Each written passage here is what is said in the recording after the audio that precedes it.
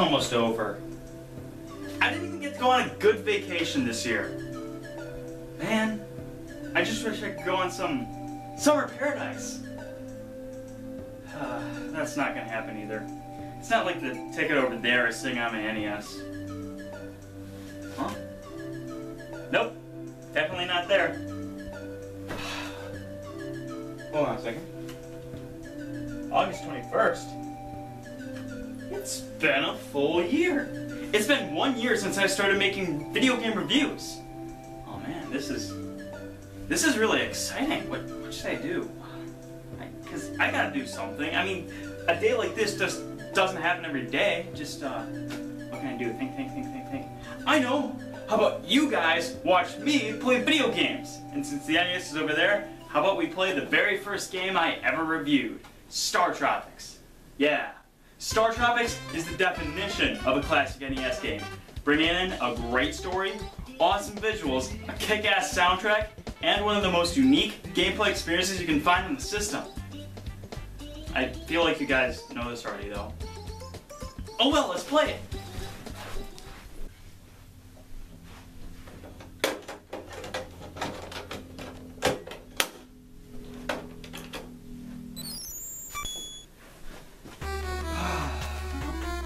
What? StarTropics 2? Zoda's Revenge? When did I get this game?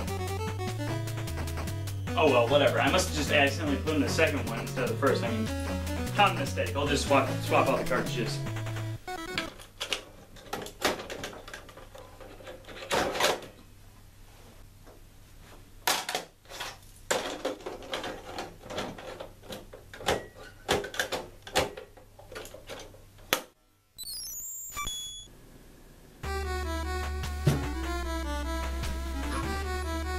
Are you kidding me? Again? Something's just not right here.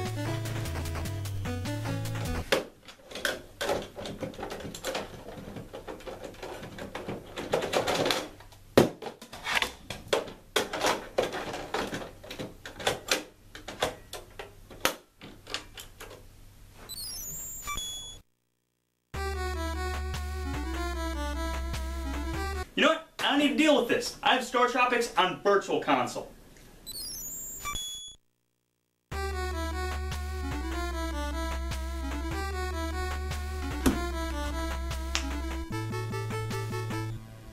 Let me just say this.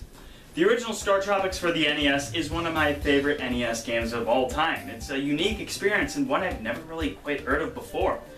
And I can't honestly think of another game that's quite like this one. So you can imagine when I heard there was a sequel, I got super hyped. It didn't matter that the game was out for 20 years now, I wanted to play it, I was excited. And that's when I heard the many flaws of StarTropics 2. I've heard bad thing after bad thing after bad thing, and I grew afraid to play the game because I didn't want to be upset. But it's time to grow up. It's time to learn that life is full of disappointments. But you know what? Maybe this game is actually better than people are saying. Maybe it's a hidden gem that people just weren't willing to accept at the time. Yeah, this could be the great StarTropics 2 everyone wanted, but didn't quite get, I guess. Who cares? Let's just play the game.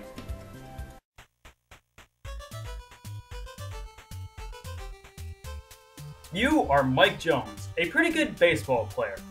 You are now a junior in high school, and everything seems to be okay since you stopped that alien invasion a while back. One day when breaking the fourth wall, Princess Micah from the last game informs you of a vision she saw of her father Hirokon saying, "Was it a rat I saw? Was it a cat I saw?" After the princess abruptly leaves, Mike is still left utterly confused, so he goes to none other than his uncle, Dr. Jones. He's a famous archaeologist, by the way. That has no relevance to the plot whatsoever, but I thought you should know. Mike says blah blah, wait a minute, what? Blah, blah, blah blah.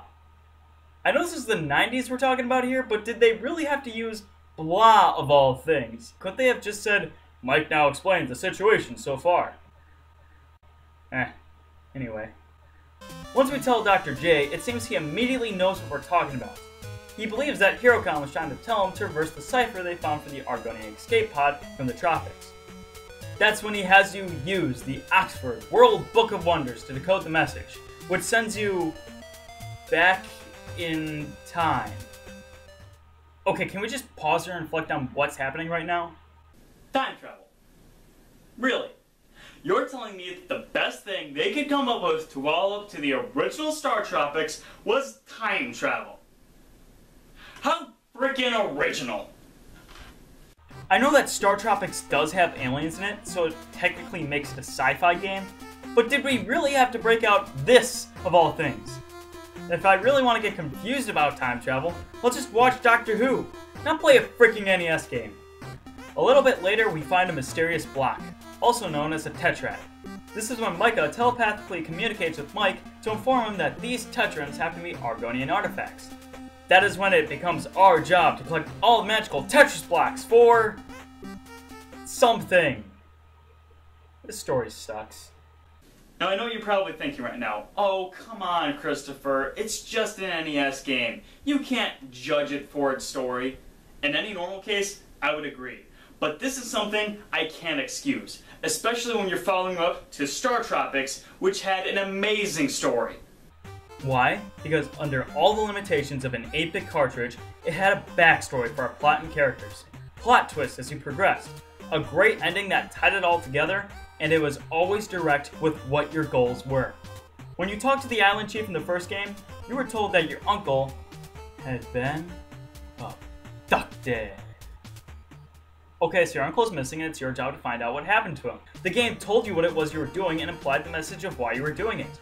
He's your uncle, he's a part of your family, he's the reason you're here in the first place, the least you could do is help.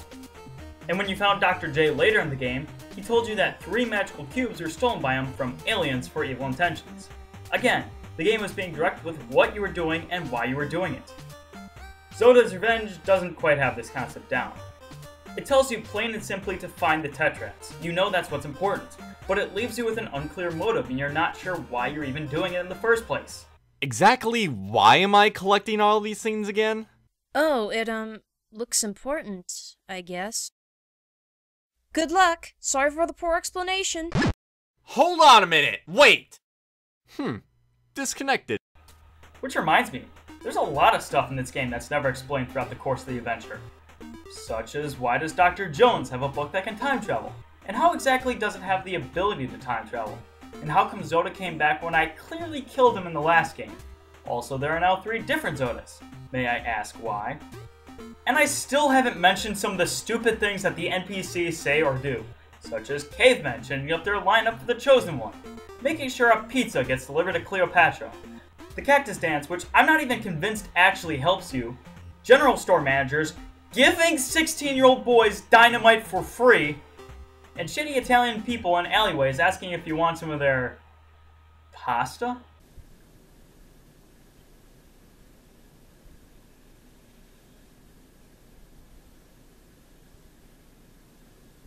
I don't get it. Sure, stuff like this adds charm to the game, but it really only works when the actual plot has substance.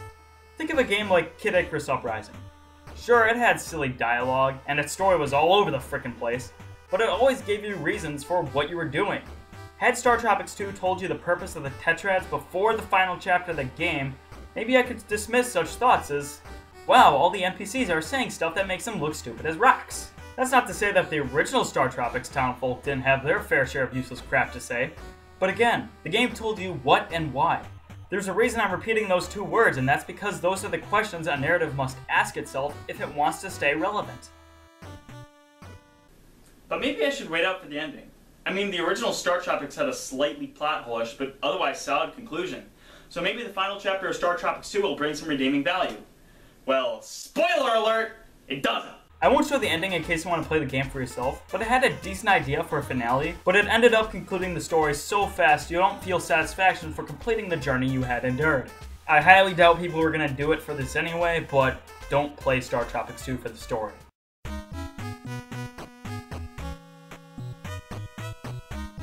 I must say, when it comes to the overworlds, they have a lot more detail to them when it comes to the sprite work. Everything else is just garbage. In fact, all the overworlds in this game are so bland. Come on, could walking the streets of London be any more boring? Everything in this game looks colorless and lackluster, and for a first-party Nintendo game released in 1994, that is inexcusable. Look at Egypt. Is that sand texture just tan? Nothing here looks as it should. Part 1 made me feel like I was in the tropical islands.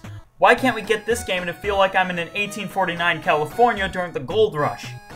Even Mike walks without any emotion, yet in the first game he was all like, Woohoo! I'm fat! It's funny when you think about it. The StarTropics overworlds have an inverse effect. Number 1 had vibrant and beautiful colors, but overall looked simple. Number 2 has the detail, but forgot to include a color wheel in the budget. But when you take a look at the dungeons, things are a completely different story. I must say that these actually don't look too bad at all. Are they anything amazing? No. Are they any better than the graphics from the original? No. But in all seriousness, compliments to the artist. There is still a lack of color, which bothers me considering that one of the words in the title is tropics. I was kind of offset at first, but I ended up really enjoying how the game looked. Especially in the later chapters, which do look a lot cooler. Another neat thing is that even Mike has gone through a bit of a redesign. Rather than just looking like a boring high school sucker, Mike is now a less boring high school sucker who is sporting a blue jacket. Blue jacket? Blue jacket. Blue jacket. Blue jacket. Blue jacket? Blue jacket. Can I wear a blue jacket too? No. Too bad. Unfortunately for StarTropics 2, the music seems to share the same fate as the graphics. Depending on what you're talking about, the music is either good or bad. The music for the overworlds have nothing good to say for themselves. Every song is terrible. You're currently listening to the cave theme from within the different chapters of the overworld, and this gives you a good idea of what I'm talking about. It's such an empty song, you feel depressed, and it's not fun to listen to at all. Don't make me feel bad about myself, just give me some good old 8-bit beats! Not the vegetable, because those are terrible. But the dungeon songs tend to be much better. The music still isn't great, most of the tracks end up looping way faster than you want them to, but after listening to songs multiple times, the soundtrack has hit quite the soft spot. I have my favorites, but that's really only restricted to the first few dungeon themes. The rest are only so-so quality. My one big complaint with the music is that none of the songs are really memorable. Even after playing through and finishing the whole game, I couldn't tell you how one song in the game went. It wasn't until much later I actually could recall some of the songs, and that's mostly due to the fact that I had to edit the soundtrack in this video. It's not like the original StarTropics where there were not that many tracks in the game, but they're all so catchy I was humming those songs up to today. So to review what we have so far, we have a crap story and a presentation that's decent at its best. But you know what? Story and presentations were never really the big things of StarTropics. Its best suit was its gameplay. So at least we have some good old StarTropics gameplay to look forward to. Right?